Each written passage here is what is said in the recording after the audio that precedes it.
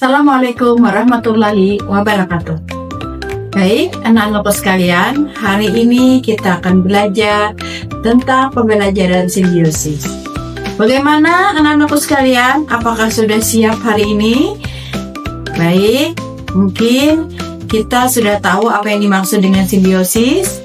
Nah, simbiosis adalah hubungan antara makhluk hidup dengan makhluk hidup yang lainnya. Tujuan dari pembelajaran kita hari ini adalah peserta didik mampu mengidentifikasi pengertian simbiosis. Kemudian, peserta didik mampu mengidentifikasi dan membedakan 3 jenis simbiosis utama. Yang ketiga, peserta didik dapat memberikan contoh spesifik untuk setiap jenis simbiosis. Apa itu simbiosis? Simbiosis adalah hubungan timbal balik antar makhluk hidup yang satu dengan makhluk hidup yang lainnya untuk saling berdampingan. Jenis-jenis simbiosis. Simbiosis terdiri dari 3 macam, yaitu simbiosis mutualisme, simbiosis komensalisme, dan simbiosis parasitisme. Baik, saya akan jelaskan tentang pengertian simbiosis mutualisme. Simbiosis mutualisme adalah hubungan antara 2 makhluk hidup yang berbeda, yang keduanya saling menguntungkan. Saya akan contohkan tentang simbiosis mutualisme. Yang pertama adalah adanya hubungan antara kupu-kupu dengan bunga. Kupu-kupu selalu menghisap madunya untuk makan, sedangkan bunga melakukan penyerbukan dibantu oleh kupu-kupu.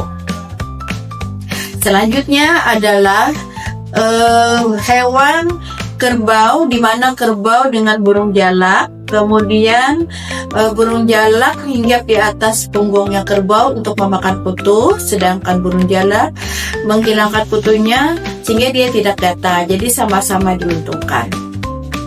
Berikutnya, makna dari simbiosis mutualisme dan simbiosis yang ada di sekitar kita adalah di mana menekankan pentingnya ketergantungan antar organisme, termasuk manusia dengan alam, dengan sesama. Nah, semua hubungan timbal balik akan menjadikan kehidupan bagi kehidupan manusia.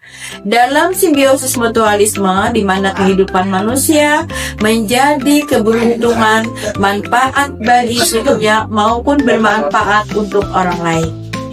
Berikutnya adalah simbiosis komensalisme. Yang dimaksud dengan simbiosis komensalisme adalah hubungan antara 2 makhluk hidup yang berbeda jenis, di mana satu pihak diuntungkan, sementara pihak lain tidak diuntungkan dan juga tidak dirugikan. Adapun contoh dari simbiosis komensalisme seperti ikan remora yang menempel pada ikan besar, kemudian ikan kecil ini memakan sisa makanan. Kehadiran ikan remora ini juga tidak mengganggu ikan hiu. Jadi ikan besar, ikan hiu ini tidak terganggu walaupun ditempeli oleh ikan-ikan kecil.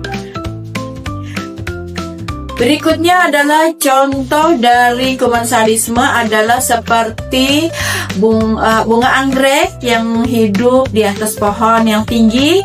Dia mendapatkan sinar matahari dan air sementara pohon tidak terpengaruh ataupun tidak dirugikan. Makna daripada adanya simbiosis komensalisme dalam kehidupan manusia ini adalah di mana manusia mendapatkan perlindungan, kekuatan, dan kesuksesan dari orang sekitarnya, tapi keberadaannya tidak pernah menjadi beban bagi orang lain. Kemampuan untuk memberi ruang hidup tanpa pamrih, membiarkan orang yang kita cintai mengambil manfaat dari kehadiran kita tanpa menuntut imbalan apapun dan tanpa merasa dirugikan. Simbiosis parasitisme. Yang dimaksud dengan simbiosis parasitisme adalah hubungan antara 2 makhluk hidup yang berbeda, yang satu diuntungkan dan yang lain dirugikan. Adapun contoh dari simbiosis parasitisme itu adalah seperti nyamuk yang hinggap di tubuh manusia. Nyamuk akan kekenyangan, dia dapat nutrisi, sedangkan manusia akan kegatalan dan mungkin akan mendatangkan penyakit.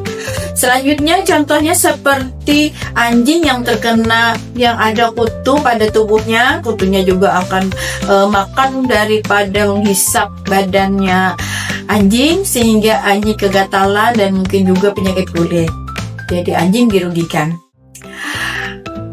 Contoh lain seperti pohon benalu yang hinggap pada pohon yang tinggi sehingga benalu ini dia menghisap batang makanan yang ada di batang tersebut hingga akhirnya batang yang dia tumpangi itu akan mati, kemudian dia akan memusnahkan orang yang ditumpanginya.